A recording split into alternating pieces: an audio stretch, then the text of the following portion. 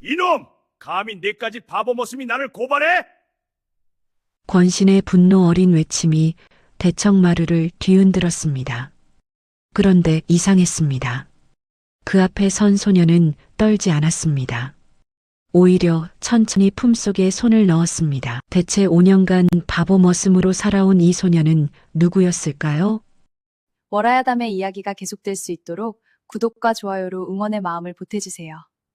자, 그럼 오늘도 감동적인 옛날 이야기 지금 바로 시작합니다.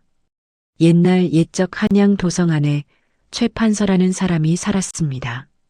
정승의 자리에서 물러난 지 오래되었으나 권세는 여전했습니다. 99칸 기와집에 하인만 50여 명. 곳간에는 쌀과 비단이 넘쳐 흘렀고 대문 앞에는 날마다 청탁꾼들이 줄을 섰습니다.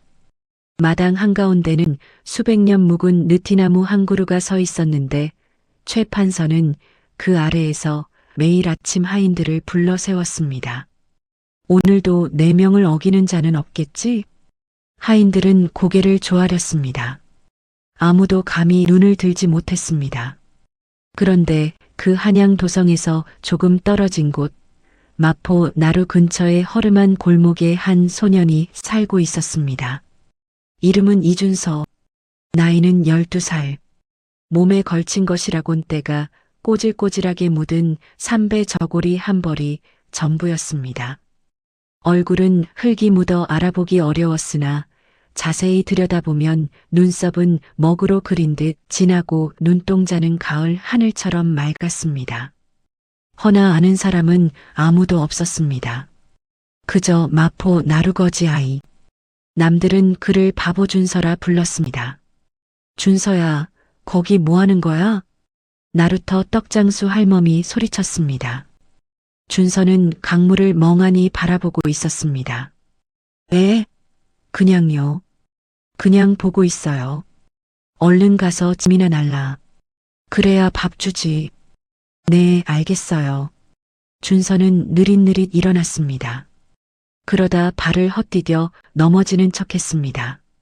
주변 사람들이 킬킬 웃었습니다. 쯧쯧, 저 바보 녀석? 준서는 아무 말도 하지 않았습니다. 그저 씩 웃으며 짐을 들었습니다. 아무도 보지 않을 때 준서의 눈빛은 달라졌습니다. 강 건너 한양 도성을 바라보는 눈빛. 그 눈빛 속에는 무언가 단단한 것이 들어 있었습니다.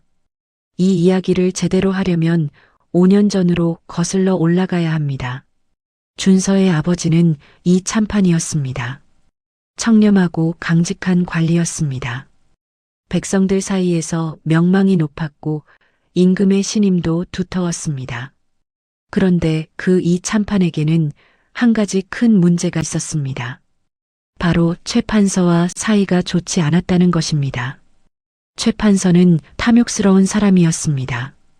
관직을 돈으로 사고 팔고 백성들의 세금을 빼돌리는 일을 밥 먹듯이 했습니다. 이 참판은 이를 보다 못해 임금께 상소를 올렸습니다. 전하, 최판서의 비리를 낱낱이 고하옵니다. 그 상소가 이 참판의 목숨을 빼앗았습니다. 최판서는 발 빠르게 움직였습니다. 자신의 신복들을 통해 이 참판에게 영모의 누명을 씌웠습니다. 증거를 조작했고 증인을 매수했습니다. 결국 이 참판은 역적으로 몰려 처형당했습니다. 온 가족이 뿔뿔이 흩어졌습니다. 준서의 어머니는 그 충격으로 이듬해 세상을 떠났고 준서는 혼자 남겨졌습니다. 7살 때의 일이었습니다. 그로부터 5년. 준서는 마포 나루거지 아이로 살아왔습니다. 바보인 척했습니다. 아둔한 척했습니다. 기억을 잃은 척했습니다. 하지만 준서의 머릿속은 한 번도 멈춘 적이 없었습니다.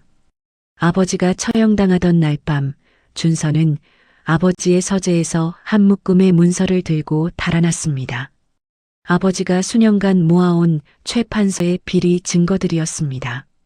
그것을 마포 나루 인근의 낡은 나무 밑에 묻어두었습니다. 그리고 때를 기다렸습니다. 12살 준서의 계획은 단순했습니다. 최 판서의 집에 들어가는 것, 안에서 더 많은 증거를 모으는 것, 그리고 아버지의 억울함을 풀어내는 것. 물론 아직은 때가 아니었습니다. 준서는 알고 있었습니다. 섣불리 움직이면 죽는다는 것을. 그래서 기다렸습니다. 강물을 바라보며 느릿느릿짐을 나르며 바보인 척하며. 그해 겨울 어느 날이었습니다. 마포나루에 눈이 내렸습니다. 준서는 나루터 처마 밑에 웅크리고 앉아 있었습니다. 배가 고팠습니다. 사흘째 제대로 먹지 못했습니다. 그때였습니다. 나루터의 가마 한 채가 멈춰섰습니다. 가마에서 내린 것은 나이 지긋한 노인이었습니다. 수염이 허옇고 눈빛이 맑았습니다. 비단 도포를 걸치고 있었으나 거들먹거리는 기색이 없습니다. 노인은 주변을 두리번거리다 처마 밑에 웅크린 준서를 발견했습니다. 얘야, 거기서 뭘 하느냐? 준서는 고개를 들었습니다. 추워서요. 여기가 덜 춥거든요. 노인이 피식 웃었습니다. 밥은 먹었느냐? 아직이요. 이름이 뭐냐? 준서요. 바보 준서요. 노인은 한참 준서를 바라보았습니다. 그러더니 나지막이 중얼거렸습니다. 바보라. 허. 노인은 품에서 떡 한 개를 꺼내 준서에게 건넸습니다. 준서는 냉큼 받아 입에 넣었습니다. 우물우물 씹으면서 노인을 올려다보았습니다. 노인의 눈빛이 예사롭지 않았습니다. 무언가를 꿰뚫어 보는 듯한 눈빛이었습니다. 얘야, 한 가지 물어봐도 되겠느냐? 네. 저 강물이 어디로 흘러가는지 아느냐? 준서는 잠시 멈추었습니다. 그러다 다시 아둔한 표정을 지으며 말했습니다. 저쪽이요. 그러면서 손가락으로 강 하류를 가리켰습니다. 노인이 빙그레 웃었습니다. 그래, 맞다. 그런데 결국은 바다로 가느니라. 아무리 작은 물줄기도 바다를 찾아가는 법이지. 낮은 곳에 있다 하여 흘러가지 못하는 것이 아니란다. 준서는 떡을 씹으며 고개를 끄덕였습니다. 네, 그렇군요. 무슨 말인지 모르는 척했습니다.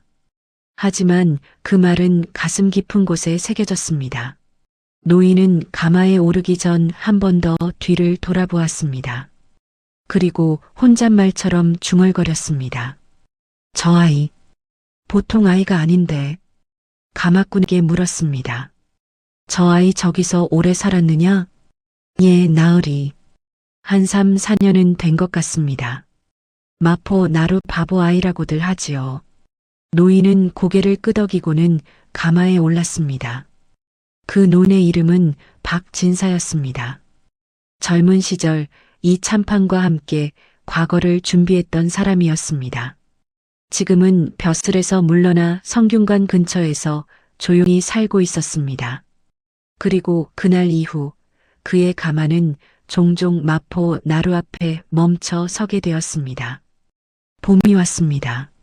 나루터의 버들가지가 늘어지고 물오리들이 강 위를 떠다녔습니다. 박진사는 그날도 나루터에 들렀습니다. 준서는 짐을 나르다가 박진사를 발견하고 달려왔습니다. 어르신, 또 오셨어요? 그래, 잘 지냈느냐? 네, 잘 지냈어요. 어제는 떡을 2개나 얻어먹었어요. 박진사가 웃었습니다. 두 사람은 나루터 한켠에 나란히 앉았습니다. 박진사가 말했습니다. 준서야, 글자를 알고 싶으냐? 준서는 눈을 껌뻑였습니다. 글자요? 그게 뭐예요? 이것저것 적을 수 있는 것이지. 저는 몰라요. 어려울 것 같아요. 박진사가 땅바닥에 나뭇가지로 이라는 글자를 썼습니다. 이것은 어질인이라는 글자다. 사람이 사람다우려면 어지러야 한다는 뜻이지. 준서는 그 글자를 보았습니다. 눈을 깜빡였습니다. 어렵네요. 그러나 박진사는 보았습니다.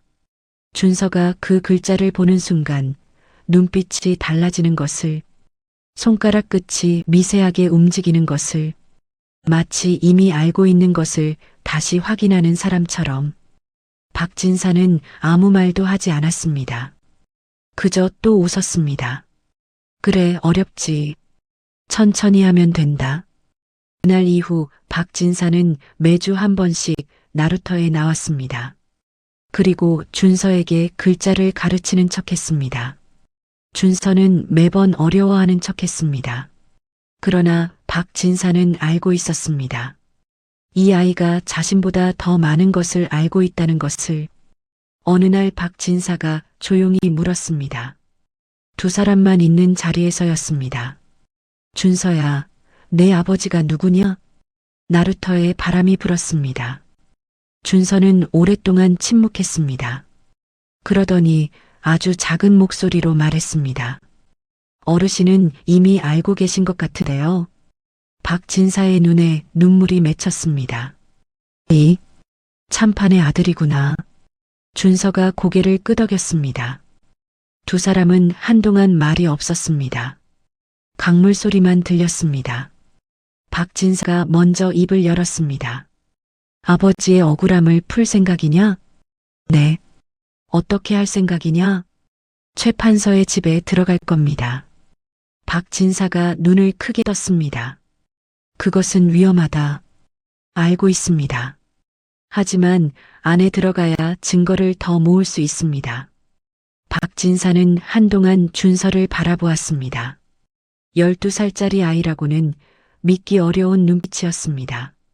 차갑지도 뜨겁지도 않은 그저 단단한 눈빛이었습니다. 준서야. 네. 낮은 곳에 있다 하여 흘러가지 못하는 것이 아니라고 했지. 기억합니다. 허나 물이 바다에 닿으려면 오랜 시간이 걸리느니라. 서두르면 엉뚱한 곳으로 흘러가는 법이다. 준서가 고개를 끄덕였습니다. 그래서 기다렸습니다. 5년 동안요. 박진사는 긴 한숨을 내쉬었습니다. 그리고 말했습니다. 내가 도와주겠다. 그러나 준서는 고개를 저었습니다. 어르신, 위험합니다. 저와 엮이면 어르신도 다칩니다. 나는 이미 늙었다. 두려울 것이 없어? 그래도 안 됩니다. 저 혼자 할 수 있습니다. 혼자라고? 네. 바보 머슴으로 들어가면 됩니다. 최 판서는 저를 알아보지 못할 겁니다. 5년이 지났고 저는 많이 달라졌습니다. 박진사가 준서를 물끄러미 바라보았습니다. 준서의 얼굴은 거지의 모습이었습니다. 때가 묻고 삐쩍 말랐습니다. 5년 전의 참판 아들 모습은 흔적도 없었습니다. 틀린 말이 아니었습니다. 허나 한 가지만 도와줄 수 있게 해다오. 박진사가 말했습니다. 무엇이든지요. 들어가기 전에 내가 너를 몇 달만 데려다 키우겠다. 몸을 좀 만들고 계획도 세우고. 준서가 잠시 생각했습니다. 알겠습니다. 그리하여 준서는 박진사의 집으로 들어갔습니다. 낮에는 머슴 노릇을 했습니다. 밤에는 박진사와 마주 앉아 이야기를 나눴습니다. 박진사는 놀랐습니다.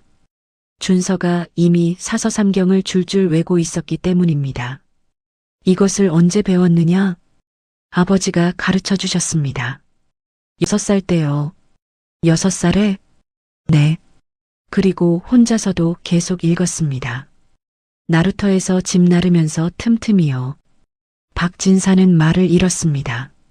나루터에서 짐을 나르면서 사서삼경을 읽었다는 것이 믿기지 않았습니다. 그러나 준서가 막힘없이 논어의 구절들을 읊어내자 더 이상 의심할 수 없었습니다. 준서야. 네. 넌 보통 아이가 아니다. 준서는 빙긋 웃었습니다. 어르신도 보통 어른이 아니세요. 박진사가 껄껄 웃었습니다. 2달이 지났습니다. 준서는 다시 거지 행색으로 돌아갔습니다. 때를 잔뜩 묻히고 머리를 헝클었습니다. 발에 집신도 신지 않았습니다. 그리고 최 판서의 집 앞에 나타났습니다. 최 판서의 집 대문 앞이었습니다. 준서는 대문을 두드렸습니다. 문지기 하인이 나왔습니다. 이놈, 여기가 어디라고 감히 문을 두드리느냐? 저기요, 저 여기서 일하면 안 돼요? 밥만 주면 뭐든지 할 수 있어요. 뭘 할 수 있다고? 짐도 나르고 마당도 쓸고 뭐든지요. 저 힘세요. 문지기가 준서를 위아래로 훑어보았습니다. 빼빼 마른 거지 아이였습니다. 꺼져라, 이놈아.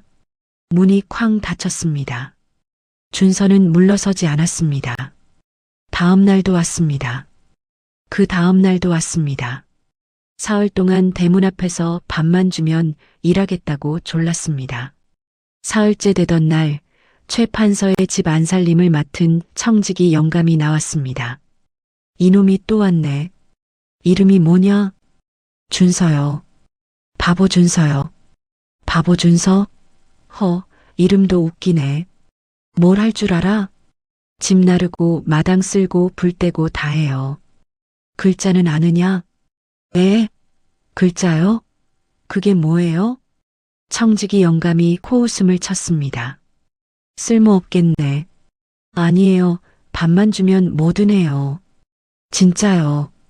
청지기 영감이 한참 생각하더니 말했습니다. 들어와라. 말구유 청소나 해. 네. 고맙습니다. 준서는 냉큼 대문 안으로 들어갔습니다. 그렇게 준서는 최 판서의 집에 발을 들였습니다. 최 판서의 집은 넓었습니다. 안채와 사랑채, 행랑채와 별채까지 합치면 방이 수십 개였습니다. 하인만 50여 명. 그 중에서 준서는 가장 하찮은 일을 맡았습니다. 말구유 청소, 마당 쓸기, 빨래 짜기, 장작 패기. 하인들은 준서를 깔보았습니다. 바보 준서, 이것도 못해? 저 녀석은 왜 데려온 거야? 밥만 축내네. 진짜 바보인가 봐. 말도 제대로 못하고. 준서는 웃으며 받아넘겼습니다. 저 바보 맞아요.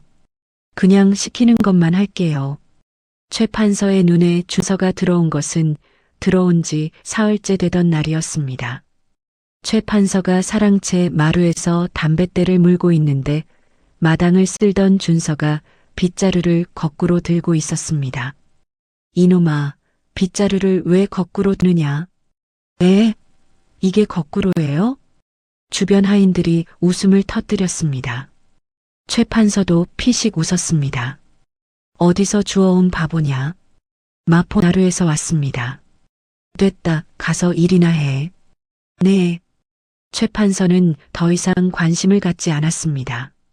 그저 마당에 바보 머슴 하나. 그 이상도 이하도 아니었습니다. 준서는 그것을 노렸습니다. 눈에 띄지 않는 것, 기억되지 않는 것. 그것이 가장 강력한 무기였습니다. 최 판서의 집에서 한 달이 지났습니다. 준서는 조금씩 집안의 구조를 파악했습니다. 어디에 무엇이 있는지, 누가 어떤 방을 쓰는지, 언제 어디에 사람이 없는지. 최 판서의 신복은 3명이었습니다. 첫째는 김별감이었습니다. 관직에서 물러난 뒤에도 최 판서의 집을 드나들며 온갖 심부름을 하는 자였습니다. 눈빛이 음침하고 말이 적었습니다. 둘째는 박서방이었습니다. 최 판서의 바깥일을 도맡아 하는 자로 뇌물을 전달하고 협박 편지를 돌리는 일을 했습니다. 셋째는 최 판서의 서자 최 도련님이었습니다. 나이는 17, 아버지를 닮아 탐욕스럽고 잔인했습니다. 준서는 이 세 사람을 관찰했습니다. 언제 만나고 무슨 이야기를 하는지, 무엇을 두려워하는지, 무엇을 숨기는지. 그러던 어느 날이었습니다. 준서가 별채 뒤편에서 장작을 패고 있을 때였습니다. 담장 너머에서 나지막한 목소리가 들렸습니다. 이번 과거 시험, 문제지 빼돌리는 것은 됐느냐? 최 판서의 목소리였습니다. 예, 나으리. 이미 손을 써뒀습니다. 김별감의 목소리였습니다. 그리고 호남 지역 세금 장부권은 박서방이 처리하고 있습니다. 이번 달 안에 끝날 것입니다. 준서는 장작을 패면서 귀를 쫑긋 세웠습니다. 그러면서 아무렇지 않은 표정을 유지했습니다. 만약 들켰다면 그 자리에서 죽임을 당했을 겁니다. 그날 밤 준서는 볏짚 사이에 몸을 숨기고 작은 나뭇가지로 흙바닥에 무언가를 적었습니다. 그리고 다음 날 아침 그 흙을 발로 밟아 지웠습니다. 기억했습니다. 모두 기억했습니다. 2달이 지났을 무렵이었습니다. 최 도련님이 준서를 불렀습니다. 야, 바보 준서. 네, 도련님. 내가 서찰을 써야 하는데 손가락이 아프다. 대신 써라. 준서가 눈을 껌뻑였습니다. 저는 글자를 몰라요. 그러면 뭘 할 줄 아느냐, 이 바보야. 집 나르고 마당 쓸고. 됐다, 꺼져. 준서는 고개를 숙이고 물러났습니다. 돌아서는 준서의 입가에 아주 미세한 미소가 스쳤습니다. 아무도 보지 못했습니다. 그날 저녁이었습니다. 최 도련님이 사랑채에서 친구들과 술을 마시고 있었습니다. 야, 글 좀 쓸 줄 아는 머슴이 없냐?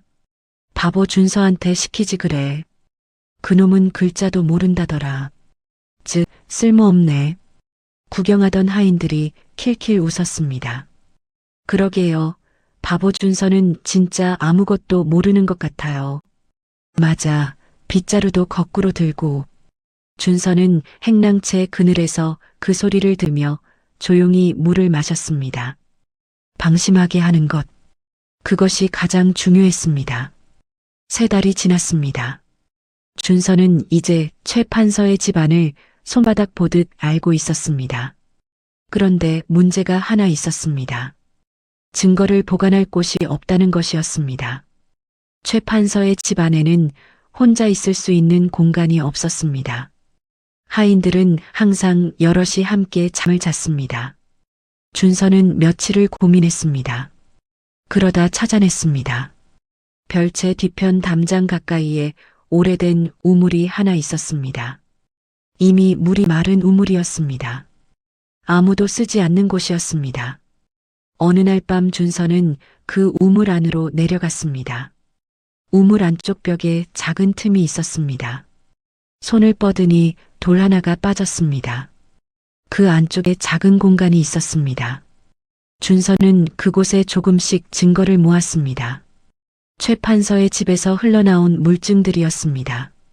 버려진 서찰 조각, 신복들이 나누던 대화를 기억으로 적어둔 종이, 몰래 베껴 적은 장부의 일부, 그리고 아버지의 서재에서 가져온 문서를 박 진사에게 맡겨두었다가 일부 받아온 것들. 준서는 그것들을 차곡차곡 쌓았습니다. 하루하루, 한 달 한 달. 그러던 어느 날 아침이었습니다. 최 판서의 집에 뜻밖의 손님이 찾아왔습니다. 이주에서 나온 설이었습니다. 나으리, 이번 달 안으로 호남 세금 장부를 제출하셔야 합니다. 최 판서의 표정이 굳었습니다. 알겠다, 물러가라. 손님이 간 뒤 최 판서가 김별감을 불렀습니다. 박서방은 어찌 됐느냐? 장부 정리가 아직도 안 됐단 말이냐? 죄송합니다, 나으리. 사흘 안에 마무리하겠습니다. 사흘? 이틀 안에 끝내라. 예, 알겠습니다. 준서는 마당을 쓸면서 그 대화를 들었습니다. 이틀 안에 장부 정리. 장부가 어디 있는지는 이미 알고 있었습니다.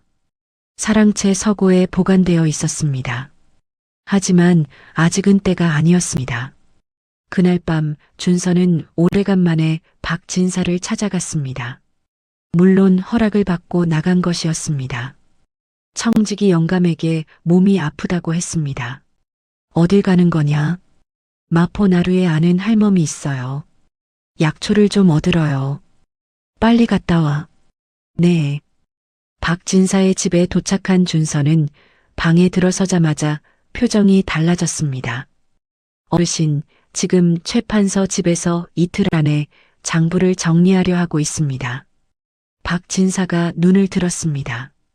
그래서 그 장부에 호남 세금 빼돌린 내역이 있을 겁니다. 이미 조작한 장부를 제출할 것입니다. 확신하느냐? 네. 지난 2달간 박서방이 수차례 서구를 드나드는 것을 봤습니다. 장부를 손대고 있는 것입니다. 박 진사가 팔짱을 끼었습니다. 증거가 있느냐? 없습니다. 아직은요. 그러면 어찌할 것이냐? 준서가 말했습니다. 원본과 조작본을 동시에 확보해야 합니다. 어떻게? 서구에 들어가야 합니다. 박 진사가 미간을 찌푸렸습니다. 들키면 죽는다. 알고 있습니다. 그래도 하겠느냐? 준서가 고개를 끄덕였습니다. 아버지의 억울함이 풀릴 때까지는 죽을 수 없습니다. 박 진사는 오랫동안 침묵했습니다. 그러더니 말했습니다. 내가 도움을 줄 방법이 있다. 말씀해 주십시오. 이조에서 나온 서리를 알고 있다. 그자에게 장부 제출 기한을 사흘 더 연장하도록 할 수 있다. 그 사흘 안에 움직여라. 준서의 눈빛이 빛났습니다. 감사합니다, 어르신. 다음 날 아침 최 판서의 집에 다시 이조 서리가 나타났습니다. 나으리, 기한이 사흘 더 연장되었습니다. 다른 건으로 순서가 밀렸습니다. 최 판서의 표정이 약간 풀렸습니다. 알겠다. 준서는 마당에서 그 장면을 보았습니다. 속으로 셈을 했습니다. 사흘, 충분했습니다. 그날 밤 자시밤 11시 새벽 1시가 되었습니다. 집안이 조용했습니다. 하인들이 잠든 것을 확인한 준서는 일어났습니다. 발소리를 죽이고 사랑채 쪽으로 이동했습니다. 달이 구름에 가려 어두운 밤이었습니다. 서구 앞에 도착했습니다. 자물쇠가 걸려 있었습니다.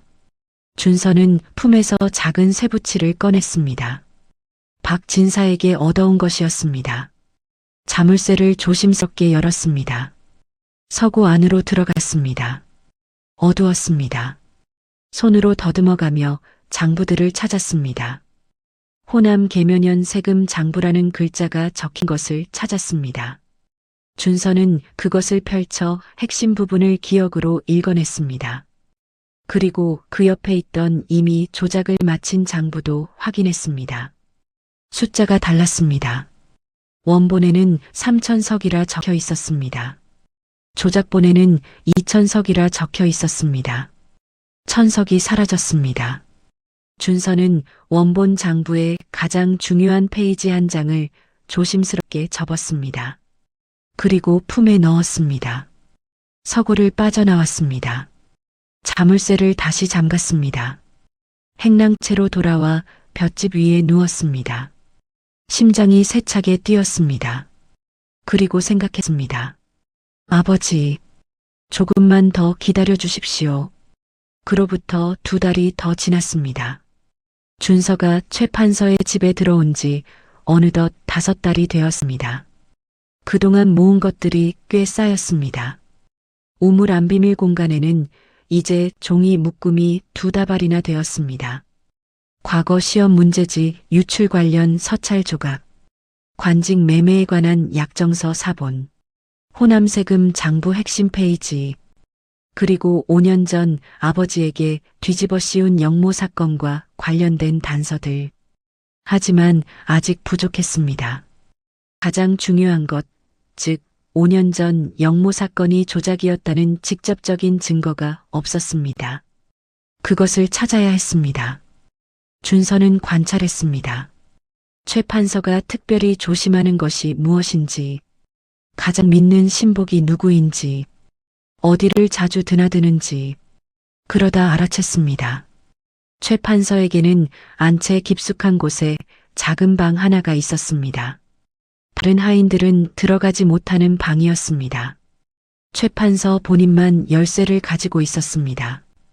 그 방에 무언가가 있는 것이 분명했습니다. 그해 가을이었습니다. 최 판서의 집에 잔치가 벌어졌습니다. 최 판서의 생신이었습니다. 한양 곳곳에서 손님들이 왔습니다. 관리들, 상인들, 권세 있는 집안 사람들. 집안이 떠들썩했습니다. 하인들도 정신이 없었습니다. 준서는 그 틈을 노렸습니다. 잔칫날 최 판서는 항상 사랑채에서 손님을 접대했습니다. 안채에는 최 판서가 들어오지 않았습니다. 그 작은 방에 접근할 기회였습니다. 준서는 술상을 나르는 척하며 안채로 향했습니다. 하인들이 바빠서 아무도 신경 쓰지 않았습니다. 그 작은 방 앞에 섰습니다. 자물쇠가 달려 있었습니다. 그런데 이상했습니다. 자물쇠가 살짝 열려 있었습니다. 누군가 다녀간 것이었습니다. 준서는 망설이지 않았습니다. 안으로 들어갔습니다. 방 안에는 작은 궤가 하나 있었습니다. 그 안에 두루마리 하나가 있었습니다. 두루마리를 펼쳤습니다. 심장이 쿵 내려앉았습니다. 그것은 5년 전 영호 사건의 신문 기록이었습니다. 아버지 이 참판에 대한 신문 기록. 그리고 그 기록의 끄트머리에는 최 판서의 서명과 도장이 찍혀 있었습니다. 사건을 조작한 장본인의 서명이었습니다. 증인 3명의 이름도 적혀 있었습니다. 그중 2명은 이미 죽은 사람이었습니다. 그러나 1명은 아직 살아 있었습니다. 강원도 어딘가에 살고 있다는 것도 기억 속에서 건져 올렸습니다. 아버지의 서재에서 가져온 문서에 그 이름이 있었습니다. 준서는 두루마리를 다시 원래대로 말았습니다. 궤 안에 넣었습니다. 방에서 나왔습니다.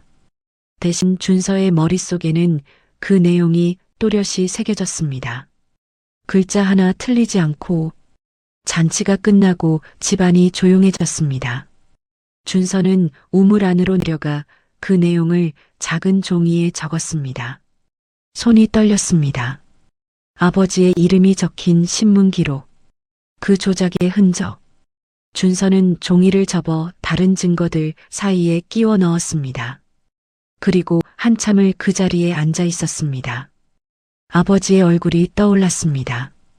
어릴 때 서재에서 무릎 위에 앉혀 논어를 읽어주던 모습. 준서야, 사람의 가치는 태어남이 아니라 살아감에 있느니라. 그 말이 귓가에 울렸습니다. 눈물이 흘렀습니다. 그러나 소리는 내지 않았습니다. 눈물을 손등으로 닦았습니다. 그리고 다시 일어났습니다. 아직 끝나지 않았습니다. 증인 1명을 더 확보해야 했습니다. 겨울이 왔습니다. 최 판서의 집 마당에 눈이 쌓였습니다. 준서는 그 눈을 쓸었습니다. 매일 아침 해가 뜨기도 전에 일어나 마당을 쓸었습니다.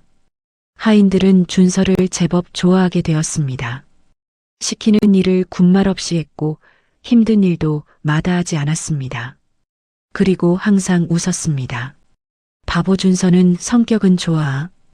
그러게 멍청하지만 착하긴 해. 준서는 그 말을 들으며 속으로 생각했습니다. 착하다는 것은 나쁘지 않다. 착하고 멍청하다고 생각할 때 사람들은 방심하니까. 그러던 어느 날이었습니다. 최 도련님의 친구들이 집에 놀러 왔습니다. 나이 어린 양반 자제들이었습니다. 그들은 술을 마시다 심심해졌는지 하인들을 불러 장난을 쳤습니다. 야, 바보 준서. 이것 좀 읽어봐. 최 도련님이 종이 한 장을 내밀었습니다. 친구들이 킬킬거렸습니다. 무슨 글자인지 읽지 못하는 것을 보고 놀리려는 것이었습니다. 준서는 종이를 받아들었습니다. 한참 들여다보는 척했습니다. 이게 뭐죠? 하하, 글자도 모르는 거지 바보야. 최 도련님이 배를 잡고 웃었습니다. 준서는 머리를 긁었습니다. 저는 몰라요. 친구들이 박장대소했습니다. 그런데 그 순간 준서의 눈이 스쳤습니다. 종이 위에 적힌 글씨를. 그것은 강원도 홍천에 사는 어떤 사람에게 보내는 서찰이었습니다. 내용은 별것 없었습니다. 그러나 그 이름, 강원도 홍천, 임진사, 바로 그 이름이었습니다. 5년 전 영모 사건의 증인 3명 중 아직 살아있는 1명. 임진사. 준서는 아둔한 표정으로 종이를 돌려주었습니다. 네, 어렵네요. 최 도련님이 종이를 낚아채며 말했습니다. 꺼져라, 이 바보야. 준서는 고개를 조아리며 물러났습니다. 마당으로 나온 준서의 입가에 아주 희미한 미소가 스쳤습니다. 그날 밤 준서는 박 진사에게 연락을 취했습니다. 비둘기 한 마리를 통해서였습니다. 박 진사가 주고 간 비둘기였습니다. 작은 종이에 3글자만 적었습니다. 임진사. 사흘 뒤 답장이 왔습니다. 강원도 홍천 물금리. 아직 살아있음. 최 판서가 가끔 연락 취하고 있음. 준서는 그 종이를 읽고 불에 태웠습니다. 임진사는 아직 살아있었습니다. 그리고 최 판서와 연락하고 있다는 것은 2가지를 의미했습니다. 첫째, 최 판서가 아직 그를 감시하고 있다는 것. 둘째, 그는 아마도 최 판서를 두려워하고 있다는 것. 두려워하는 사람은 설득할 수 있습니다. 준서는 생각했습니다. 그가 되면 직접 찾아가야 했습니다. 봄이 또 왔습니다.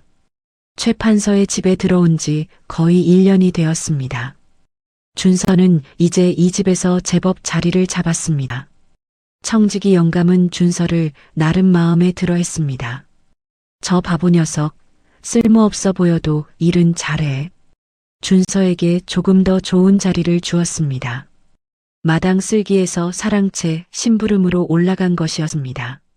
사랑채 심부름. 그것은 큰 기회였습니다. 사랑채에는 최 판서와 신복들이 모여 대화를 나누는 일이 잦았습니다. 준서는 귀를 열었습니다. 차를 나르고 술상을 올리며 아무것도 듣지 못하는 척하며 모든 것을 들었습니다. 그러던 어느 날이었습니다. 최 판서가 김별감, 박서방과 함께 이야기를 나누고 있었습니다. 준서는 차를 들고 사랑채 앞에 섰습니다. 안에서 목소리가 들려왔습니다. 올 가을 과거 시험, 이번엔 더 크게 해야지. 예, 나으리. 이번엔 수십 명은 될 겁니다. 돈 받은 자들 명단은 따로 관리해라. 나중에 써먹어야 하니까. 예, 알겠습니다. 준서는 차를 들고 들어갔습니다. 차 올립니다. 들어와. 준서는 고개를 푹 숙이고 차를 내려놓았습니다. 아무것도 듣지 못한 척, 얼른 물러나는 척. 하지만 발걸음을 늦추며 한마디를 더 들었습니다. 그리고 임진사 건은요? 김별감의 목소리였습니다. 그 늙은이 아직 살아있어서 귀찮긴 하지. 잘 달래두게. 너무 오래되어 이제 설마 말하진 않겠지만 준서는 마루를 내려오며 생각했습니다. 아직 달래고 있다. 그것은 임진사가 아직 입을 열지 않았다는 뜻이었습니다. 그해 여름이었습니다.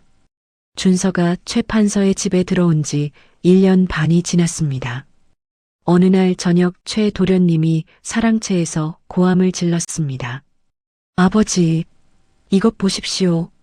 준서는 마당에서 일하다가 귀를 기울였습니다. 무슨 일이냐?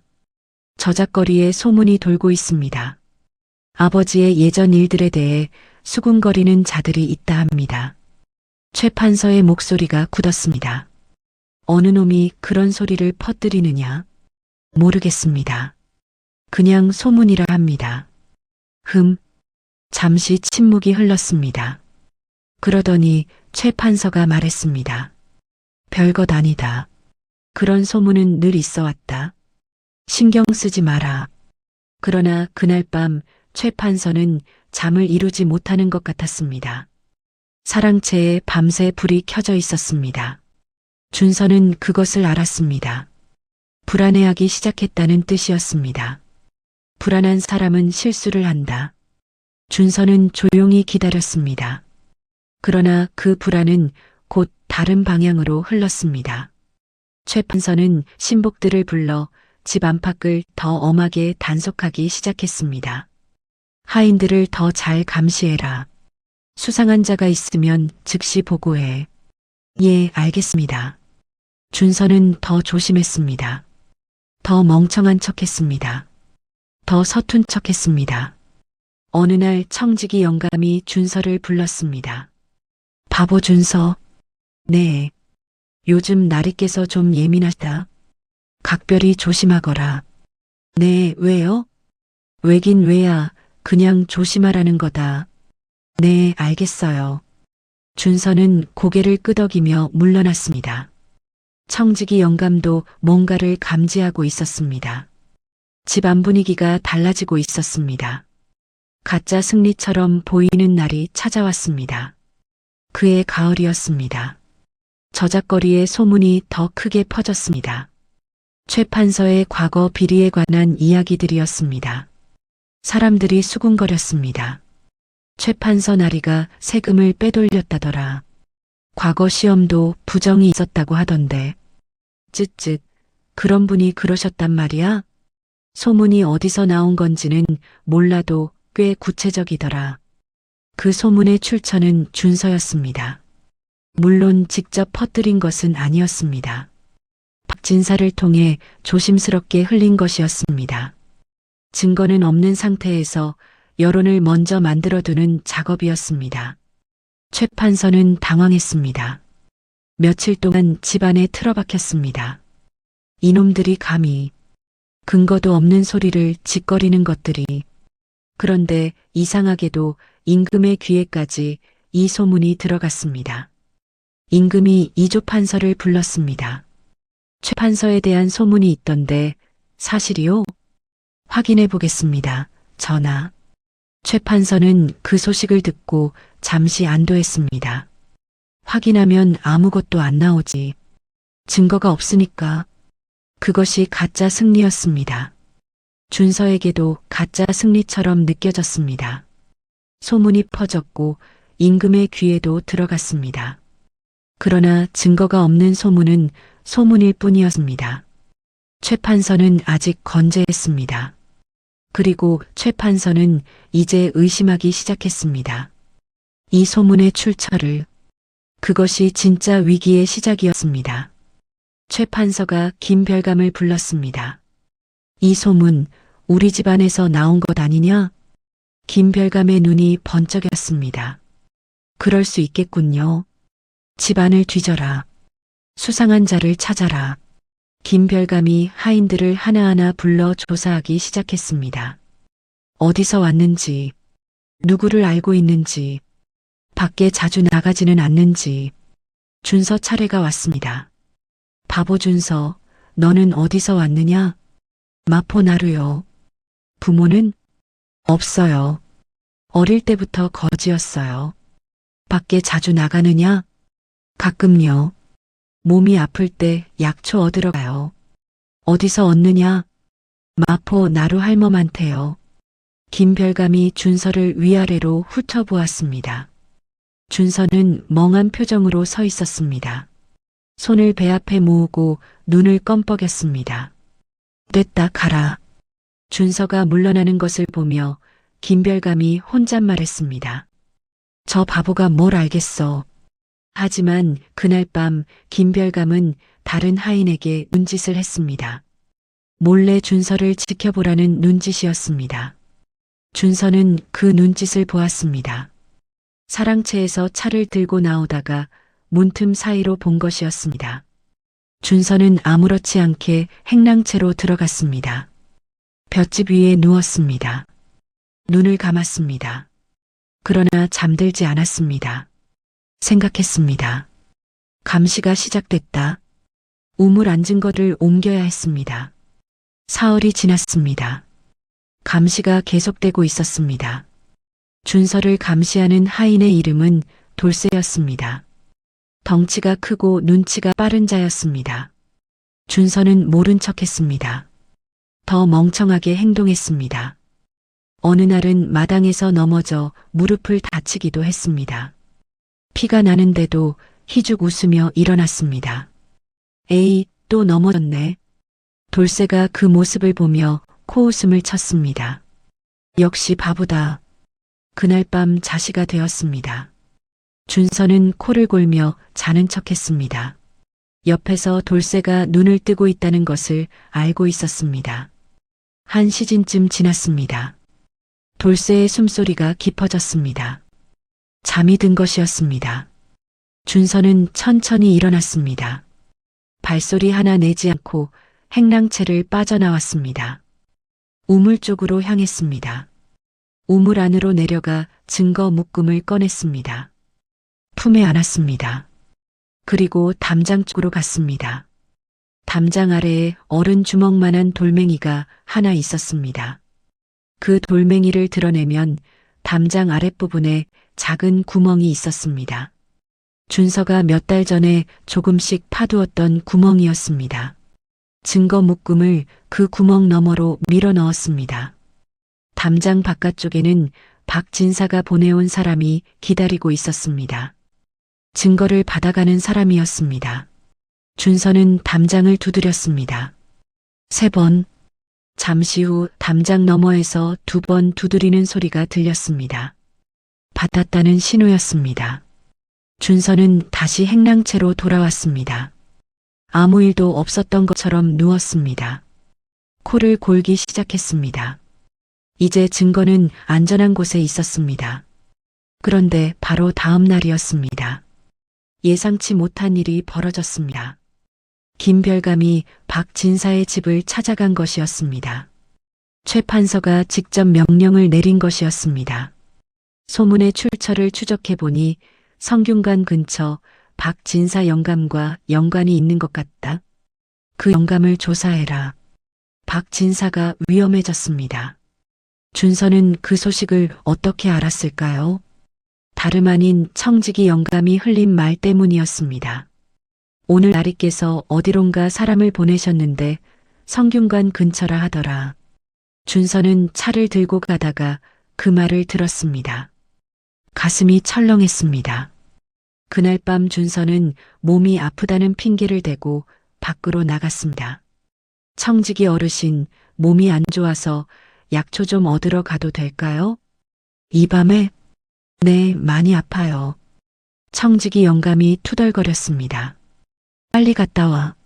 새벽 전에 들어와. 네, 고맙습니다. 박 진사의 집으로 달려갔습니다. 박 진사는 이미 김별감이 다녀간 것을 알고 있었습니다. 별것은 아직 없다. 그저 나를 만나러 왔다 갔느니라. 이것저것 물어보고 갔지. 뭘 물어봤습니까? 나의 행적, 아는 사람, 요즘 하는 일. 답하셨습니까? 물론이지.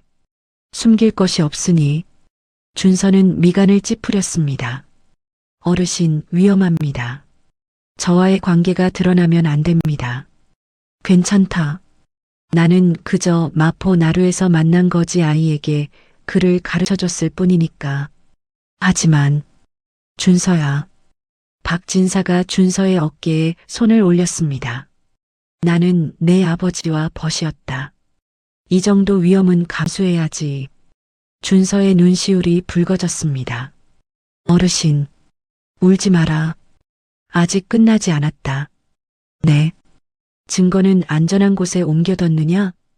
예, 어젯밤에요. 잘했다. 이제 남은 것이 하나 있지? 임진사입니다. 그래. 그 사람을 설득해야 한다. 어떻게 연락을 취합니까? 내가 방법을 찾아보겠다. 너는 들어가서 조용히 있어라. 준서는 고개를 끄덕이고 돌아왔습니다. 새벽이 되기 직전이었습니다. 그러나 준서가 돌아온 그 새벽, 돌쇠가 눈을 뜨고 있었습니다. 준서가 들어오는 것을 보았습니다. 다음 날 아침 돌쇠가 김별감에게 보고했습니다. 바보 준서가 어젯밤에 밖에 나갔다 들어왔습니다. 그래. 청지기 영감에게 허락을 받고 나갔다 하나 새벽에야 들어왔습니다. 김별감의 눈이 가늘어졌습니다. 바보 녀석이 그럴 능력이 있겠어? 모르겠습니다. 그저 보고 드리는 것입니다. 알겠다. 좀 더 지켜봐라. 준서는 그날 아침 마당을 쓸다가 돌쇠와 김별감이 나누는 대화를 가까이서 들을 수 없었습니다. 그러나 돌쇠의 눈빛이 달라진 것을 느꼈습니다. 아까까지만 해도 아무렇게나 대하던 눈빛이었는데 이제 준서를 볼 때 뭔가 재는 듯한 눈빛이 섞여 있었습니다. 준서는 더 멍청하게 행동했습니다. 빗자루로 쓸다가 발에 걸려 넘어지기도 했습니다. 돌멩이에 걸려 물통을 엎기도 했습니다. 에이, 또 그랬네. 미안해요, 미안해요. 돌쇠가 그 모습을 보며 다시 긴장을 풀었습니다. 역시 그냥 바보다. 하지만 준서는 알고 있었습니다. 아슬아슬했다는 것을, 이제 더 조심해야 한다는 것을, 그리고 서둘러야 한다는 것도 그달 말이었습니다. 박진사로부터 연락이 왔습니다. 비둘기 편이었습니다. 임진사, 접촉 가능. 하지만 매우 두려워하고 있음. 직접 설득 필요. 준서는 그 종이를 읽고 불에 태웠습니다. 직접 설득. 그것은 강원도 홍천까지 가야 한다는 뜻이었습니다. 최 판서의 집을 며칠 동안 비워야 했습니다. 준서는 청직이 영감에게 말했습니다. 어르신, 제가 이번에 한 일주일 정도 나가도 되겠습니까? 무슨 일이냐? 마포 나루 할멈이 편찮으신 것 같아서요. 보살펴 드리러요. 청직이 영감이 못마땅한 표정을 지었습니다. 일주일이나? 그동안 내 몫일은 누가 하느냐? 죄송합니다. 다른 사람들한테 제 몫까지 해달라고 하고 가겠습니다. 청직이 영감이 생각하다가 말했습니다. 닷새다. 닷새 안에 들어와. 감사합니다. 준서는 그날 바로 짐을 쌌습니다. 짐이라고 해봤자 빈 보따리 하나였습니다. 그리고 최 판서의 집을 나왔습니다. 한양에서 강원도 홍천까지는 사흘 길이었습니다. 준서는 걸었습니다. 산을 넘고 강을 건너며 봄비가 내리는 길을 걸으며 홍천 물금리에 도착한 것은 사흘 뒤 저녁이었습니다. 임진사의 집은 물금리 언덕 위에 있었습니다. 오래된 초가집이었습니다. 한때는 꽤 반듯했을 것 같은 집이었으나 지금은 낡고 허름했습니다. 대문도 삐걱거렸습니다. 준서가 대문을 두드렸습니다. 계십니까? 한참 후에 문이 열렸습니다. 백발의 노인이 나왔습니다. 눈에 두려움이 가득했습니다. 누구냐? 이 참판의 아들입니다. 임진사의 얼굴이 하얗게 질렸습니다. 이 참판, 의 아들? 예.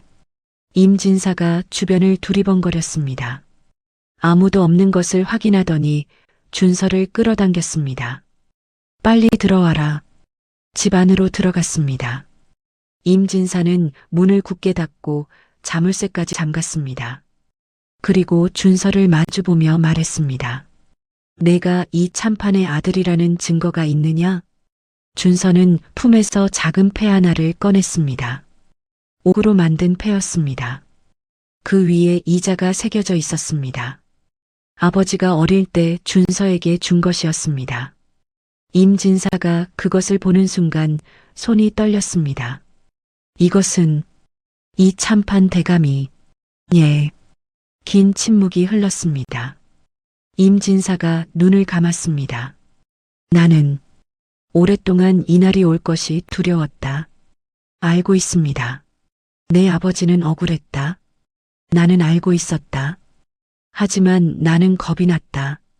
최 판서가 두려웠다. 그래서 거짓 증언을 했다. 나는 죄인이다. 임진사의 눈에서 눈물이 흘렀습니다. 준서는 말했습니다. 어르신, 지금도 늦지 않았습니다. 무엇을 원하느냐? 증언 한 번이면 됩니다. 그날 신문에서 무슨 일이 있었는지, 최 판서가 어떻게 강요했는지. 임진사가 고개를 저었습니다. 그랬다가는 내가 죽는다. 보호해드릴 수 있습니다. 어떻게? 내가 거지 아이가 아니냐? 준서는 임진사를 똑바로 바라보며 말했습니다. 저는 거지 아이가 아닙니다. 5년 전부터 준비해 왔습니다. 지금 최 판서의 비리 증거가 충분히 모여 있습니다. 세금 장부 조작, 관직 매매, 과거 시험 부정. 어르신의 증언이 더해지면 최 판서는 끝입니다. 임 진사가 준서를 물끄러미 바라보았습니다. 12살짜리 소년이었습니다. 아니, 이제 13살이었습니다. 그런데 눈빛이 어른보다 더 단단했습니다. 내 아버지 살아계실 때 나는 그분을 존경했다. 정말로 훌륭한 분이었다. 임진사의 목소리가 떨렸습니다. 그분에게 해서는 안 될 짓을 했다. 평생 그 죄책감을 안고 살아왔다. 준서는 말이 없었습니다. 임진사가 긴 한숨을 내쉬었습니다. 언제 증언이 필요하냐? 때가 되면 부르겠습니다. 아직 조금 더 기다려야 합니다. 알겠다. 나는 도망가지 않겠다. 감사합니다. 준서가 일어서려는데 임진사가 말했습니다. 아이야. 예. 내 아버지는 마지막에 이런 말을 했다. 신문장에서 내가 두 귀로 들었다. 준서가 굳어졌습니다. 뭐라 하셨습니까? 임진사가 천천히 말했습니다. 내 아들이 살아있다면 반드시 진실을 밝혀줄 것이라 믿는다. 그 아이는 그런 아이다. 준서의 눈에 눈물이 맺혔습니다. 이번에는 닦지 않았습니다. 그냥 흘러내리게 두었습니다. 홍천에서 돌아온 준서는 다시 최 판서의 집으로 들어갔습니다. 닷새가 딱 맞았습니다. 왔느냐, 바보 준서. 청직이 영감이 말했습니다. 네, 왔습니다. 할멈은 좀 어떠시냐? 좀 나아지셨어요. 그래, 얼른 가서 일해. 네. 준서는 다시 마당을 쓸기 시작했습니다. 아무 일도 없었던 것처럼. 그러나 집 안 분위기가 달라져 있었습니다. 뭔가 긴장감이 감돌았습니다. 청직이 영감이 준서에게 귓속말로 말했습니다. 나리가 요즘 많이 예민하시다. 서울에서 무슨 일이 있는 모양이야. 각별히 조심해라. 네, 왜요? 물어보지 마. 그냥 조심하라고. 그날 저녁이었습니다. 최 판서가 신복들을 불러 모았습니다. 사랑채에 불이 환하게 켜졌습니다. 준서는 차를 들고 들어갔습니다. 안에서 나누는 이야기를 들었습니다. 사원부에서 조사에 들어갔다고 합니다. 김별감의 목소리였습니다. 사원부가? 예. 세금 관련 건입니다. 아직 우리를 직접 겨냥한 것 같지는 않으나 소문 때문이겠지. 예, 그렇습니다. 최 판서가 탁자를 탁 쳤습니다. 증거가 없으니 문제없다. 조작된 장부를 제출했으니 거기서는 아무것도 안 나온다. 준서는 차를 내려놓고 물러났습니다.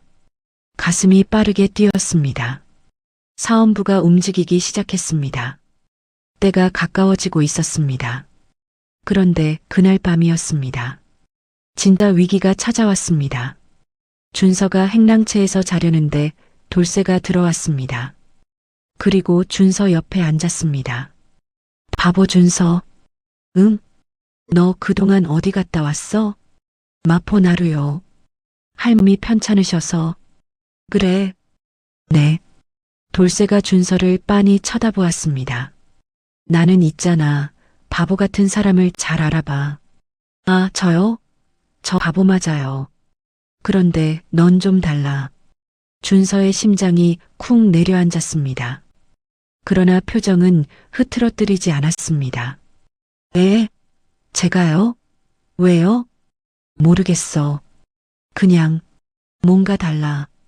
돌쇠가 일어났습니다. 그냥 하는 말이야. 신경 쓰지 마. 돌쇠는 눕더니 금방 잠이 들었습니다. 준서는 눈을 감고 생각했습니다. 돌쇠가 의심하기 시작했습니다. 시간이 없었습니다. 더 기다릴 수 없었습니다. 이제 움직여야 할 때였습니다. 다음 날 새벽 준서는 담장 너머로 쪽지를 보냈습니다. 박진사에게 신호를 보내는 것이었습니다. 준비됐습니다. 그날 저녁 박진사로부터 답이 왔습니다. 사흘 후 사헌부 조사관이 최 판서 집을 방문할 예정. 그때가 기회다. 준서는 그 쪽지를 불에 태웠습니다. 사흘. 마지막으로 준비할 것들이 있었습니다. 그런데 이튿날 아침이었습니다. 준서에게 최악의 소식이 날아들었습니다. 청직이 영감이 준서를 불렀습니다. 바보 준서. 네. 오늘 김별감 나으리가 너를 부르신단다. 저를요? 왜요? 나도 모르지. 가봐. 준서는 사랑채 별실로 갔습니다. 김별감이 혼자 앉아 있었습니다. 눈빛이 평소와 달랐습니다. 차갑고 날카로웠습니다. 앉아라. 준서가 앉았습니다. 준서야. 예. 내가 홍천에 다녀온 것은 알고 있다. 준서의 등이 서늘해졌습니다. 그러나 표정은 유지했습니다. 마포나루예요. 저는요. 마포나루가 홍천에 있느냐? 네. 김별감이 종이 한 장을 꺼냈습니다. 우리가 보낸 사람이 홍천까지 내 뒤를 밟았다. 임진사를 만났지? 준서는 순간 머릿속이 하얘졌습니다. 그러나 이 순간을 위해 5년을 준비해 왔습니다. 준서는 눈을 껌뻑였습니다. 임진사요? 그게 누구예요? 계속 시치미를 떼면 좋지 않을 것이다. 저는 마포 나루 할멈한테 갔다가요. 거기서 그냥 이것저것 걸어 다닌 거예요. 홍천이요? 홍천이 어디예요? 김별감의 눈이 가늘어졌습니다. 준서는 최대한 멍청한 표정을 유지했습니다. 저는 바보잖아요. 어디서 어디까지가 홍천인지도 모르는데요. 김별감이 한참 준서를 노려보았습니다. 그래, 나가라. 준서가 물러나오며 문을 닫는 순간 들었습니다. 김별감이 혼자 중얼거리는 소리를. 저 녀석. 진짜 바보인지 아닌지 확인해 봐야겠군. 준서는 마당으로 나와 빗자루를 들었습니다. 손이 떨렸습니다. 빗자루 자루를 꽉 쥐었습니다. 들켰습니다. 완전히 들킨 것은 아니었지만 반쯤은 들켰습니다. 이제 더 이상 바보 연기만으로는 버틸 수 없었습니다. 그날 저녁이었습니다. 준서는 우물가에 혼자 앉았습니다. 이미 비어있는 우물이었습니다. 증거들은 이미 옮겨놓은 상태였습니다. 준서는 하늘을 올려다보았습니다. 별이 총총했습니다. 모든 것을 잃는 느낌이 들었습니다. 잡히면 끝이었습니다. 바보 머스마이가 권신의 집을 기웃거렸다는 것, 증거 같은 것을 모았다는 것, 그것만으로도 최 판서는 준서를 죽일 것이었습니다. 아직 사헌부 조사관이 오려면 사흘이나 남았습니다. 그 사흘을 버텨야 했습니다. 박진사는 어떻게 됐을까? 임진사는 안전할까? 혼자서 너무 많은 것을 짊어지고 있었습니다. 눈물이 흘렀습니다. 아버지, 저 지금 많이 힘듭니다. 어떻게 해야 합니까? 준서는 눈물을 닦았습니다. 그리고 생각했습니다. 그때 문득 떠오른 것이 있었습니다. 처음 박진사를 만났던 날, 마포 나루처마 밑이었습니다. 박진사가 했던 말, 낮은 곳에 있다 하여 흘러가지 못하는 것이 아니란다. 물이 바다에 닿으려면 오랜 시간이 걸리느니라. 서두르면 엉뚱한 곳으로 흘러가는 법이다. 그리고 아버지의 말도 떠올랐습니다. 사람의 가치는 태어남이 아니라 살아감에 있느니라. 준서는 눈을 감았습니다. 그래, 흘러가지 못하는 것이 아니다. 나는 지금 바다를 향해 흘러가고 있다. 서두르지 않으면 된다. 서두르지만 않으면. 준서의 눈이 번쩍 뜨였습니다. 한 가지 생각이 떠올랐습니다. 바보 연기가 반쯤 들켰다면 오히려 그것을 이용할 수 있었습니다. 준서는 다음 날 아침 일찍 청직이 영감을 찾아갔습니다. 어르신, 제가 어제 김별감 나으리한테 불려갔다가 많이 혼났어요. 청지기 영감이 고개를 들었습니다. 그래서 무서워서 어젯밤에 잠도 못 잤어요. 저 이 집에서 쫓겨나는 거 아닌가요? 뭐라고 하시던? 홍천이 어디냐고 하시던데요. 저는 홍천이 어딘지도 모르는데. 청지기 영감이 피식 웃었습니다. 그래, 너 같은 바보가 홍천을 알겠냐. 준서가 눈물을 글썽였습니다. 저 쫓겨나면 어디 가요? 다시 거지 되는 거잖아요. 밥도 못 먹는 거잖아요. 걱정 마라. 내가 뭘 알겠어, 바보가. 청지기 영감은 투덜거리며 돌아섰습니다. 그러나 그날 오후 김별감에게 이렇게 말하는 것을 준서는 들었습니다. 별감 나으리 바보 준서 그 녀석 어제 밤새 울었다 합니다. 쫓겨날까 봐요. 진짜 바보 같습니다. 김별감이 코웃음을 쳤습니다. 그래, 뭘 아는 게 없겠지. 방심. 준서가 원하는 것이었습니다. 그렇게 하루가 지났습니다. 그리고 또 하루가 지났습니다. 사헌부 조사관이 오는 날 하루 전날이었습니다. 최 판서의 집에 긴장이 감돌았습니다. 사헌부에서 내일 방문한다는 정갈이 왔기 때문이었습니다. 최 판서가 신복들을 불렀습니다. 준서가 차를 들고 들어갔습니다. 내일 사헌부 놈들이 오면 절대 당황하지 마라. 조작된 장부로 모든 것이 정리됐다. 걱정할 것 없다. 예, 나으리. 다만 집안을 한 번 더 정리해라. 수상한 물건이 있으면 모두 치워라. 예, 알겠습니다. 준서가 차를 내려놓고 물러나려는 순간이었습니다. 김별감이 말했습니다. 그리고 나으리 한 가지 더. 말해라. 바보 준서 그 아이 말입니다. 제 생각에는 역시 좀 수상합니다. 준서의 발이 멈췄습니다. 뭐가 수상하다는 것이냐? 홍천건도 그렇고 밤에 몰래 나다닌 것도 그렇고 바보치고는 좀. 최 판서가 말했습니다. 바보 거지 아이가 뭘 알겠냐? 신경 쓰지 마라. 그래도 내일 사헌부 오기 전에 저 아이 잠깐 가둬두는 것이 좋지 않겠습니까? 침묵이 흘렀습니다. 그래라. 오늘 밤 창고에 가둬라. 내일 사헌부가 돌아가면 풀어줘. 준서는 천천히 걸어 사랑채를 나왔습니다. 마당으로 나왔습니다. 빗자루를 들었습니다. 마당을 쓸었습니다. 한 가지 사실이 분명해졌습니다. 오늘 밤 창고에 갇히면 내일 사헌부가 와도 아무 소용이 없었습니다. 창고에서 넣을 수가 없었습니다. 지금 움직여야 했습니다. 오늘, 지금 당장. 그날 오후 해가 기울기 시작했습니다. 저녁이 되면 김별감이 준서를 창고에 가두러 올 것이었습니다. 준서는 마당 한 구석에 서서 생각했습니다.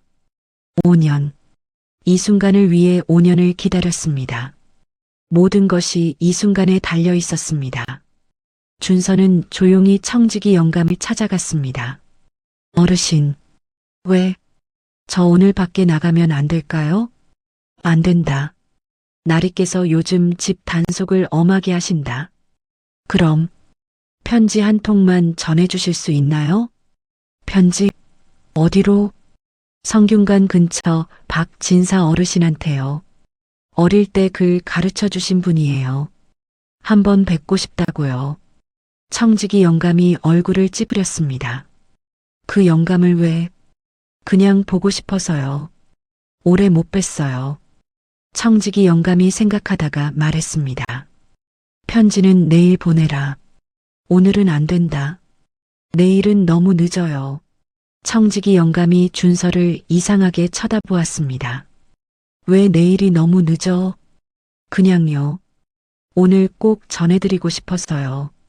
청지기 영감이 한참 준서를 보다가 말했습니다. 알겠다.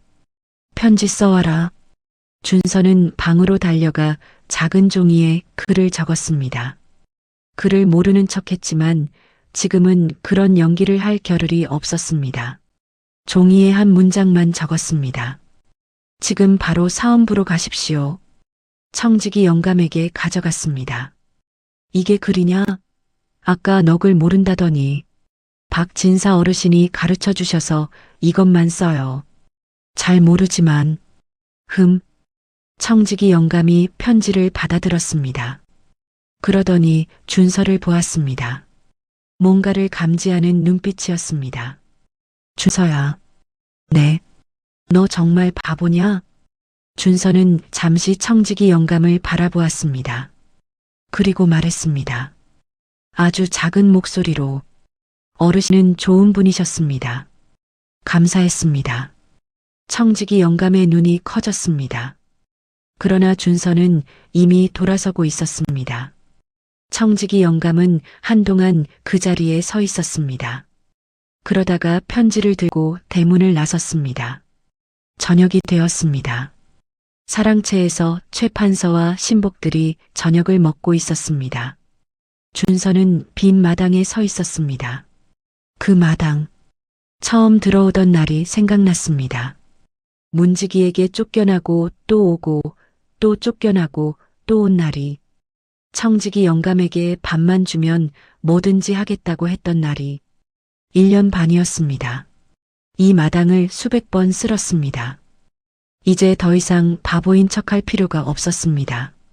준서는 천천히 사랑채 쪽으로 걸어갔습니다. 발소리가 달랐습니다. 더 이상 서툰 발걸음이 아니었습니다. 또렷하고 단단한 발걸음이었습니다. 사랑채 문 앞에 섰습니다. 그리고 문을 두드렸습니다. 누구냐? 바보 준서입니다. 준서는 문을 열고 들어갔습니다. 최 판서와 김별감, 박서방이 앉아 있었습니다. 준서를 보고 최 판서가 미간을 찌푸렸습니다. 뭔 일이냐? 드릴 말씀이 있습니다. 무슨 말씀이냐고 했지? 머슴 주제에 감히. 준서가 고개를 들었습니다. 그 눈빛은 더 이상 바보의 눈빛이 아니었습니다. 맑고 또렷한 눈빛이었습니다. 저는 이 참판의 아들입니다. 사랑채가 얼어붙었습니다. 최 판서의 입에서 밥알이 떨어졌습니다. 김별감의 얼굴이 굳었습니다. 박서방은 젓가락을 떨어뜨렸습니다. 그리고 최 판서가 소리쳤습니다. 이놈, 감히 내까짓 바보 머슴이 나를 고발해. 준서는 흔들리지 않았습니다. 그리고 천천히 품속에 손을 넣었습니다. 나으리 소인이 여기 다 모아뒀습니다. 품에서 꺼낸 것은 두꺼운 종이 묶음이었습니다. 사원부 조사관에게 넘길 증거의 목록 사본이었습니다. 원본은 이미 박진사를 통해 사원부로 가고 있었습니다. 최 판서가 벌떡 일어났습니다. 저놈을 잡아라. 당장 잡아. 김별감이 달려들었습니다. 그 순간 대문 밖에서 소리가 들렸습니다. 사원부요. 사원부 조사관이 오셨습니다. 박진사가 편지를 받자마자 사원부로 달려간 것이었습니다. 그리고 모든 증거를 가지고 조사관과 함께 온 것이었습니다. 사원부 조사관이 원래 예정보다 하루 일찍 그 저녁에 최 판서의 집으로 들이닥쳤습니다. 최 판서의 집 대문이 열렸습니다. 사원부 관리들이 들어왔습니다. 횃불을 들고 무장을 한 채였습니다. 김별감이 멈췄습니다. 박서방이 주저앉았습니다. 최 판서는 얼굴이 하얗게 질렸습니다. 준서는 그 자리에 서서 사원부 조사관을 보았습니다. 조사관이 준서에게 물었습니다. 이 참판의 아들이 맞소? 예. 증거는 이미 받았소. 그런데 직접 증언해 줄 수 있겠소? 예, 할 수 있습니다. 조사관이 최 판서를 향했습니다. 최 판서, 사원부의 명으로 귀하를 조사하겠소? 최 판서가 외쳤습니다. 이것이 무슨 짓이오? 내가 누군 줄 알고. 알고 있소. 그렇기에 더욱 철저히 조사하겠소.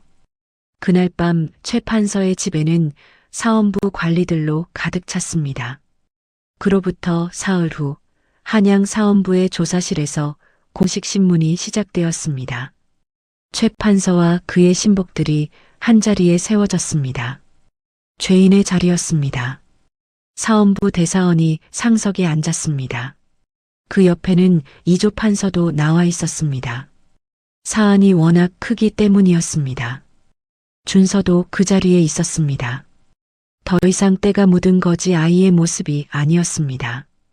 박 진사가 마련해준 깨끗한 옷을 입었습니다. 때를 씻으니 눈처럼 하얀 살결이 드러났습니다. 눈썹은 먹으로 그린 듯 진하고 눈동자는 가을 하늘처럼 맑았습니다. 보는 사람마다 수군거렸습니다. 저 아이가 바보 머슴이었다고? 세상에 귀티가 줄줄 흐르는데 박 진사가 준서 곁에 서 있었습니다. 나지막이 말했습니다. 준서야, 떨리느냐? 아니요. 그래. 내 아버지가 보고 계실 것이다. 준서는 고개를 끄덕였습니다. 신문이 시작되었습니다. 대사원이 최 판서를 향해 말했습니다. 최 판서, 본 사헌부는 귀하의 다음과 같은 혐의를 조사하고자 하오. 첫째, 계면연 호남 세금 장부 조작 및 천석 횡령. 둘째, 이모년 및 병술련 과거 시험 문제지 유출. 셋째, 관직 매매. 넷째, 5년 전 이 참판의 영모 사건 조작. 이에 대해 할 말이 있소? 최 판서가 입을 열었습니다. 터무니없는 소리요. 증거가 있소? 대사원이 고개를 끄덕였습니다. 있소. 준서가 앞으로 나왔습니다. 그리고 품에서 증거 묶음을 꺼냈습니다. 박 진사에게 맡겨두었다가 가져온 것들이었습니다. 이것은 호남 계면연 세금 원본 장부의 핵심 페이지입니다. 나으리의 서고에서 제가 직접 확인한 것으로 조작된 장부에는 2,000석이라 적혀 있으나 원본에는 3,000석이 적혀 있습니다. 1,000석이 사라진 것입니다. 최 판서가 소리쳤습니다. 저놈이 직접 서고에 들어갔다고? 도둑놈이잖소. 저놈의 말을 믿을 수 없소. 준서가 말을 이었습니다. 이것은 과거 시험 문제지 유출과 관련한 서찰 조각입니다. 나으리의 신복 박서방의 필체로 작성된 것입니다. 필체 대조를 해보시면 됩니다. 박서방의 얼굴이 노랗게 변했습니다. 그리고 이것은 관직 매매 약정서 사본입니다. 원본은 따로 보관되어 있으며 박 진사 어르신을 통해 추가로 제출할 수 있습니다. 대사원이 고개를 끄덕이며 증거들을 받았습니다. 그리고 마지막으로 준서의 목소리가 잠시 흔들렸습니다. 그러다가 다시 단단해졌습니다. 5년 전 제 아버지 이 참판에 대한 영모 사건입니다. 최 판서가 준서를 노려보았습니다. 저 아이 미쳤소? 5년 전 사건은 이미 결론이 난 것이오. 준서가 말했습니다. 당시 신문에 사용된 증거와 증인의 진술이 조작되었습니다. 이를 증명할 수 있는 증인이 여기 있습니다. 문이 열렸습니다. 임 진사가 들어왔습니다. 백발의 노인이었습니다. 다리가 떨렸지만 걸음을 멈추지 않았습니다. 임 진사가 자리에 앉았습니다. 대사원이 물었습니다. 귀하가 5년 전 이 참판의 신문에 증인으로 나선 임 진사요?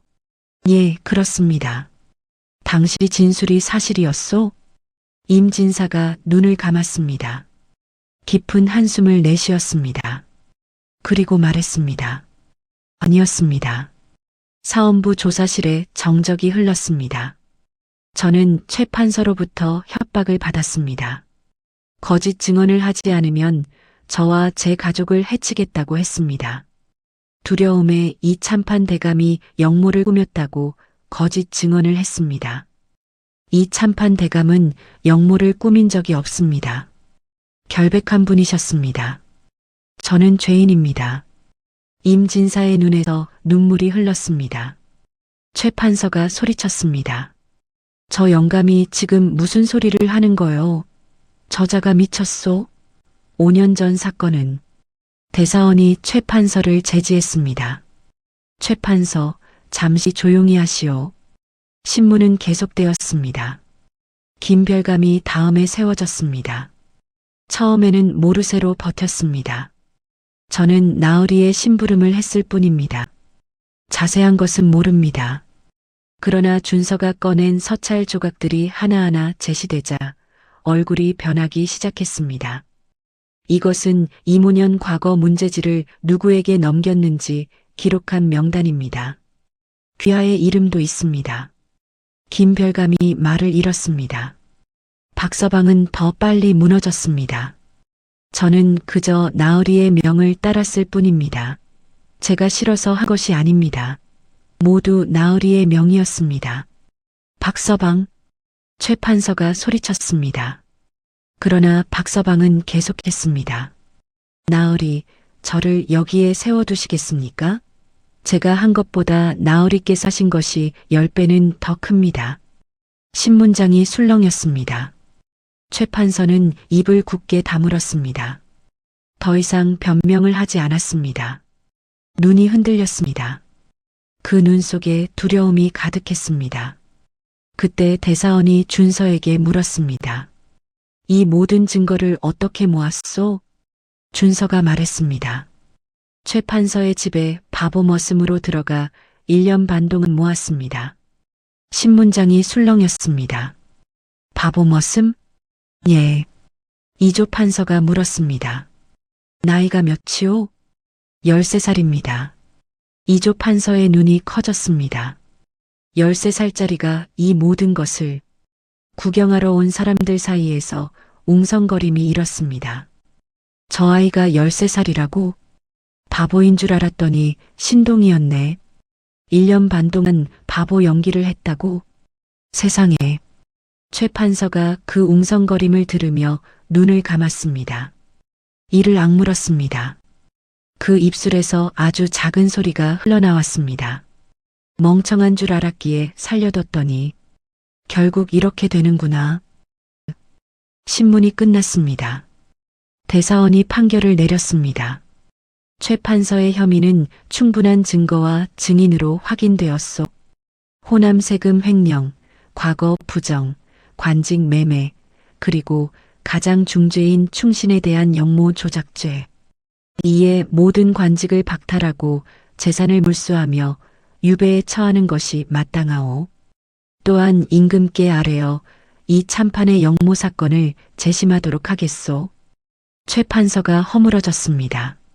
그 자리에서 주저앉았습니다. 아무 말도 하지 못했습니다. 김별감은 고개를 떨구었습니다. 박서방은 엉엉 울었습니다. 관리들이 최 판서의 팔을 붙잡아 일으켰습니다. 최 판서는 끌려나가면서 준서를 보았습니다. 긴 눈빛이었습니다. 무언가를 말하려는 것 같았습니다. 그러나 끝내 아무 말도 하지 못했습니다. 준서는 그 눈빛을 받았습니다. 흔들리지 않았습니다. 며칠 후 최 판서의 집이 몰수되었습니다. 하인들은 뿔뿔이 흩어졌습니다. 99칸 기와집은 텅 비었습니다. 마당 한가운데 느티나무만 그대로였습니다. 그리고 최 판서는 먼 유배지로 끌려갔습니다. 가사는 모두 몰수당했습니다. 도성에서 쫓겨나는 날 최 판서는 초라한 옷 한 벌만 걸치고 있었습니다. 지나가던 사람들이 숨거렸습니다. 저작거리를 지나는 최 판서의 행렬을 구경하던 사람 중 한 명이 말했습니다. 저분이 예전에 정승 자리에 계셨던 분이라고? 맞아. 저분이 한양에서 제일 무서운 분이었는데 세상이 참 무상하네. 유배지로 향하는 길에 최 판서는 쓰러졌습니다. 몸이 받쳐주지 못한 것이었습니다. 관리들이 일으켜 세웠습니다. 일어나시오. 최 판서가 힘겹게 일어났습니다. 탐욕에 눈이 멀어 생명을 해치려던 자의 비참한 말로였습니다. 그로부터 2달 후였습니다. 임금께서 이 참판의 영모 사건을 재심하라는 명을 내렸습니다. 재심은 열흘간 진행되었습니다. 임진사의 증언, 새로 확보된 증거들, 그리고 5년 전 이 참판 주변 인물들의 새로운 증언들. 결론은 명백했습니다. 재심 결과가 발표되었습니다. 이 참판은 역모를 꾸민 사실이 없음. 고 이 참판의 모든 관직과 명예를 복권함. 그 판결문이 낭독되는 날 준서는 그 자리에 있었습니다. 박진사가 곁에 있었습니다. 판결문이 낭독되는 내내 준서는 고개를 숙이고 있었습니다. 어깨가 흔들렸습니다. 박진사가 조용히 준서의 어깨에 손을 얹었습니다. 아무 말도 하지 않았습니다. 그것으로 충분했습니다. 준서는 그날 저녁 한양 외곽의 작은 언덕을 찾아갔습니다. 아버지와 어머니가 묻혀 있는 곳이었습니다. 초라한 무덤이었습니다. 역적으로 몰린 집안이라 변변한 비석도 없었습니다. 준서는 무릎을 꿇었습니다. 아버지, 어머니, 목소리가 떨렸습니다. 이제 됐습니다. 역적이 아닙니다. 아버지는 끝까지 결백했다는 것이 밝혀졌습니다. 한참 동안 말이 없었습니다. 바람이 불었습니다. 풀잎들이 흔들렸습니다. 준서는 아버지의 말을 떠올렸습니다. 5년 전 그 마지막 날, 아버지가 서재에서 해주셨던 말, 사람의 가치는 태어남이 아니라 살아감에 있느니라. 준서가 혼잣말처럼 말했습니다.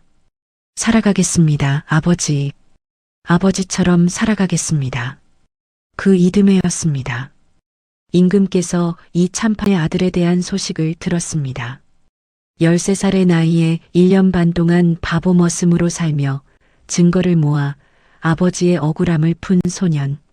그 이야기는 한양 전체에 퍼져 있었습니다. 임금께서 준서를 불렀습니다. 준서가 편전에 들어갔습니다. 무릎을 꿇었습니다. 소인 이준서, 명을 받들어 입궐하였습니다. 임금이 말했습니다. 고개를 들어라. 준서가 고개를 들었습니다. 임금이 준서를 한참 바라보았습니다. 내가 이 참판의 아들이냐? 예, 전하. 사서삼경을 읽었다 들었는데 직접 한번 들어보고 싶구나. 문어하기 편 첫 구절을 외워보아라. 준서가 말했습니다. 막힘없이 또렷하게. 임금의 눈빛이 달라졌습니다. 한참을 들으시더니 손을 들어 준서를 멈추게 했습니다. 됐다. 그리고 말씀하셨습니다. 이 아이를 성균관에 들여라. 과거를 볼 나이가 되면 특별히 허락하겠다. 그 자리에 있던 신하들이 술렁였습니다. 전하, 역적의 자식을 성균관에. 임금이 말했습니다. 이 참판은 역적이 아니었다. 그리고 이 아이는 이미 그 가치를 스스로 증명했다. 더 이상 반론하는 자가 없었습니다. 그날 이후 준서는 성균관에 들어갔습니다. 처음에는 다들 수군거렸습니다. 역적의 아들이래. 바보 머슴이었다더라. 그러나 준서가 스스럼 없이 논어를 외우고 맹자를 풀어내는 것을 보자 수군거림이 잦아들었습니다. 한 달이 지나지 않아 성균관 안에서 이름이 났습니다. 이준서, 그 아이는 보통이 아니야. 어린 나이에 이미 사서삼경이 몸에 밴 것 같더라. 박진사가 성균관 앞에서 준서를 기다리던 날이 있었습니다. 준서가 나오자 박진사가 물었습니다. 어떠냐? 좋습니다. 힘들지는 않느냐? 아니요. 준서가 웃었습니다. 마포나루에서 짐을 나르며 웃던 그 웃음이 아니었습니다. 훨씬 더 환하고 맑은 웃음이었습니다. 박진사가 웃으며 말했습니다. 내 아버지도 저 웃음이었다. 세월이 흘렀습니다. 어느덧 6년이 지났습니다. 한양에서 열린 과거 시험에서 이준서가 장원 급제했습니다. 나이 19이었습니다. 과거 시험장에서 이름이 불렸습니다. 장원 이준서. 그 자리에 박진사가 와 있었습니다. 눈물 닦으며 웃었습니다. 이준서는 임금 앞에 무릎을 꿇었습니다. 임금이 말씀하셨습니다. 이 참판의 아들이 장원이로구나. 예, 전하. 무엇을 하고 싶으냐? 백성을 위한 벼슬을 하고 싶습니다. 아버지처럼. 임금이 고개를 끄덕이셨습니다. 그리하여라. 이준서는 그날 벼슬길에 올랐습니다. 마포나루에서 짐을 나르던 거지 아이. 바보 머슴으로 1년 반을 버틴 소년. 아버지의 억울함을 풀기 위해 혼자서 5년을 준비한 아이. 그 아이가 당당한 벼슬아치로 서 있었습니다. 훗날 이준서는 청렴하고 강직한 관리로 이름을 날렸습니다. 아버지와 꼭 닮은 모습으로 백성들은 이 대감이 지나가면 허리를 굽히며 말했습니다. 저분이 이 참판 대감의 아드님이래. 어쩐지 아버지를 쏙 빼닮으셨어. 한 번은 후배 관리가 물었습니다. 대감, 그 어린 나이에 어떻게 그 오랜 시간을 버티셨습니까? 이준서가 잠시 생각하다가 말했습니다. 낮은 곳에 있다 하여 흘러가지 못하는 것이 아닙니다. 물은 결국 바다를 찾아가는 법이지요. 탐욕을 심으면 배신을 거두고 정직을 심으면 복을 거두는 법입니다. 그리고 사람의 가치는 어디서 태어났느냐가 아니라 어떻게 살아가느냐에 달려 있습니다. 마포나루의 거지 아이 이준서의 이야기는 오늘날까지 그렇게 전해져 내려옵니다. 다음 영상을 빠르게 만나보시려면 좋아요와 구독을 눌러주세요. 지금 화면에 나오는 월화야담에 더 재미있는 영상들도 함께 해주세요. 그럼 모두 행복한 하루 보내세요. 감사합니다.